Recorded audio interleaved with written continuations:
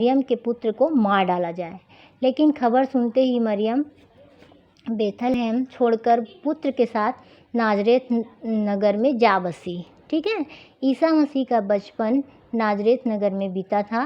वे बचपन से ही बुद्धिमान और दयालु थे। बड़े होकर वे जंगल में चले गए। वहाँ से 40 दिनों के बाद ईश्वरीय संदेश लेकर लौटे। उन्हें अपने आदेश में कहा, बुराई करने वालों को बुराई से नहीं भलाई से जीतो, है ना। सत्य की हमेशा जीत होती है। भलाई और सत्य दोनों ईश्वरत्व के प्रतीक हैं। असहायों तथा गरीबों की सेवा करना ही सच्ची ईश्वर सेवा है। अपने आचार विचार के कारण ईसा मसीह शीघ्र ही बहुत लोकप्रिय हो गए।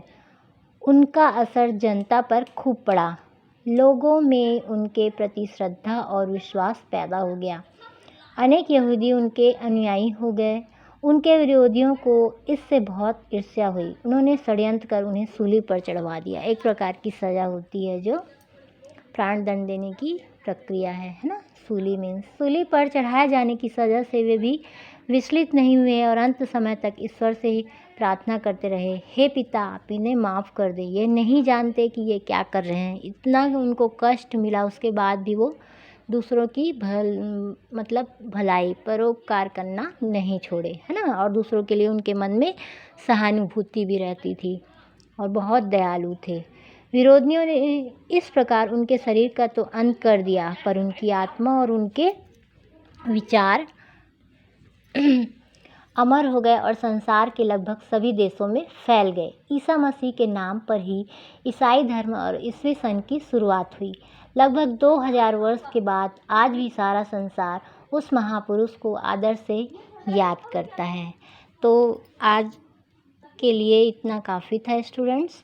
आप लोग ये शब्दार्थ एक बार मैं आपको रीड करा देती हूँ और ये होमवर्क भी नोट डाउन करेंगे। एक बार आप रीड कर लेंगे बुक को ना तो और अच्छा लगेगा, फिर मैं आपको एक्सप्लेन कर दूँगी, ठीक है। तो शब्दार्थ को आप लोग होमवर्क करेंगे, मैं आपको सेंड करूँगी। अनाथ, जिसका कोई नहीं हो, है ना। भयभीत मीन्स डरा हुआ। हक, अधिकार। लोकप्रिय, प्रसिद्ध, सबका प्यारा। सूली पर चढ़ाना, प्राण दंड देने की एक प्रक्रिया। शुरुआत, आरंभ।